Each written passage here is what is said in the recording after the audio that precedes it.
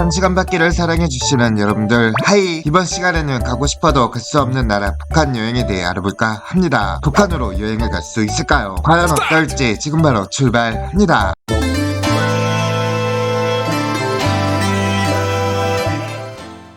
대한민국 국민이라면 방문 증명서 없이 군사 분계선 이북과 접촉 후 즉시 국가보안법으로 처벌된다고 하며, 이 때문에 대한민국 국민들에게 북한은 매우 가기 힘든 곳이지만 비교적 2000년대까지는 한국인들도 북한의 일부 지역을 여행할 수 있었죠. 금강산 관광과 교성 관광이 그 예시이고, 한때 평양 전세기 관광이 이루어지던 때도 있었고, 여기에 추가로 중국이 아닌 북한 삼지연에서 출발하는 백두산 관광이나 대한민국에서 북한을 육로로 거쳐 중국까지 철도로 통과하는 것까지 논의되기도 했으나 금강산 관광객 피살 사건으로 모두 중단되었죠. 또한 북한 여행이 금지된 한국인들과는 달리 외국인들은 북한을 방문할 수 있고, 심지어 또 인비어 사망을 계기로 2017년 8월 말부터 미국인의 북한 여행 금지가 되기 전에는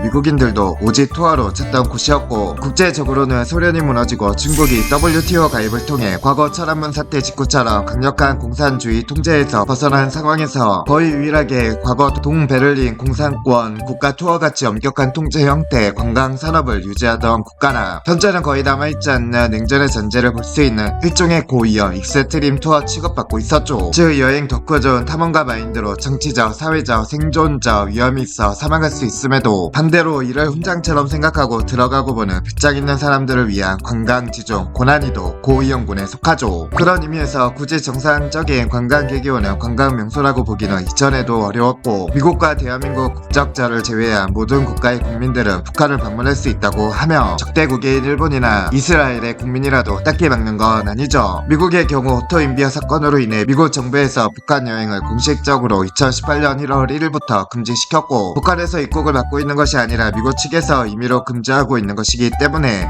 원칙적으로는 미국인도 북한 여행이 불가능한 건 아니나, 현재 운영 중인 관광사들 중 공식적으로 미국 여권을 받아주는 업체가 없으므로 사실상 미국인의 입국을 막고 있다고 볼 수 있죠. 러시아나 중국 같은 친북 국가뿐만 아니라 서방권에서는 유럽 국가들, 특히 스위스, 오스트리아, 노르웨이, 스웨덴, 덴마크, 핀란드 등의 중립국이었거나 영국처럼 북한과 수교국들은 의외로 북한 관광이 그리 어렵지 않으며, 대한민국 국적 보유자와 달리 정치적 문제가 발생하지 않기 때문이라고 하며, 사실 아무리 적대하는 국가 출신이라고 해도 북한의 외화 벌이를 때문에 미국이나 일부 관광객들은 북한 스스로 관광을 허용한 적 있고, 아무 국가 사람이나 함부로 대하면 국제사회에서 최소한의 국가 취급도 못 받기도 하고, 외화 벌이 대외 선전 방법이기 때문에 오히려 환영한다고 하며, 이는 최근도 아니고 80년대 초중반부터 외환난에 시달리던 북한 당국에서 제외 교포들을 대상으로 최소 1만 달러를 입금하며 고향 방문, 친지 방문은 허용했죠. 의외로 국교도 없는 국가인 일부 사람들도 방문이 가능하고, 2018년 3월 기준 물론 일본 국적을 취득한 전 한국인 이민자도 가능하며, 한국계 일본인 유튜버가 북한에 간 영상을 올리기도 했죠. 단 사전에 북한 공간에서 비자를 발급받아야 하며, 소지금 제한이나 가이드와 함께 행동해야 하는 등 이것저것 조건이 많이 붙는다고 하며, 다른 국가는 모르겠지만 일본 국적자의 경우 입국 시에 공항에서 휴대전화나 노트북의 파일까지 전부 검사를 받아야 한다고 하죠. 또한 기본적으로 일본어가 가능한 가이드 3명과 함께 움직이게 되며, 이들은 공항에서부터 동행하게 된다고 하며, 참고로 이해로 친절한 부분도 있는데, 입국 시에 여권이 아닌 비자에 해당하는 카드에 입국 도장을 찍고, 즉 여권에 입국 흔적을 남겨주지 않죠. 일본인이 개인적으로 방문하는 경우 호텔, 식당, 관광지 등의 기본적인 코스가 정해져 있으며 가이드가 동행 없이 돌아다닐 수 없고, 하지만 의외로 모든 코스가 강제 관광은 아니고, 방문 전에 가이드가 간단한 설명과 함께 방문 이사의 유무를 물으며, 일본인이 주변에 따로 가보고 싶은 곳이 있을 경우 이야기하면 가이드 판단으로 가도 된다고 생각되는 곳이라면 갈 수도 있다고 하네요. 또 관광이 철저히 통제될 것 같다는 인상과 달리 군인이나 특정 시설이 아니면 사진 촬영도 자유롭고, 다만 가이드로부터 종종 체제나 지도자에 대한 질문이 들어오는데 생각과 다르더라도 그 순간은 긍정적인 대답을 하는 것이 좋을 것이죠. 제재 선전 목적도 있고 어차피 패키지라서 선택지도 없기 때문에 가능하면 비싼 곳을 배정하는 게 유리한 탓인지 호텔 등 숙박시설은 상당히 좋죠. 그러나 2018년 2018년 일본 국적자의 단독 관광을 기준으로 호텔 외부를 혼자서 돌아다니는 것은 금지되어 있으며 모든 방은 24시간 감시되고 있다고 하네요. 방이 감시되고 있으니 조심하라는 말을 상계의 가이드가 직접 이야기해준다고 하며 특히 반정권 언행이나 호텔 내 선전물 훼손 등을 하지 않도록 사전에 주의를 받는다고 하죠. 중국에서는 북한이 싸게 해산물을 마음껏 먹을 수 있는 국가라는 점 때문에 해산물 애호가들에게 인기가 많은 모양이고, 물론 인원 제한이 있기는 하지만 그래도 해산물을 마음껏 먹고 갈 수 있기 때문에 만족하고 가는 경우가 많다고. 국적 불문하고 북한 내 개인 관광은 원칙적으로 금지되어 있으며 최소 2명 이상의 가이드를 동행시켜야 하며, 그마저도 코스가 정해져 있어 원하는 곳에 가고 싶다면 가이드와 윗사람의 허가를 받아야 한다고 하며, 가이드는 기본 영어, 러시아어, 중국어, 일본어 주요 4개 국어를 구사했으나 최근에는 여러 국가에서 여행을 오는지 네덜란드어, 프랑스어, 노르웨이어, 덴마크어, 스웨덴어, 스페인어, 아랍어를 구사하는 가이드가 있는 것으로 확인되었죠. 2020년부터는 대유행으로 인해 북한 당국은 외국인의 관광을 전면 금지한 상태라고 하죠. 네, 이번 시간에는 북한 여행에 대해 알아봤습니다. 북한에 가보신 분 계신가요? 북한 여행 다녀온 사람들은 대단하네요. 재밌게 보셨다면 다른 주제도 이어서 봐주시고요. 장시간 받기는 여러분의 좋아요, 구독, 알람 설정을 좋아합니다.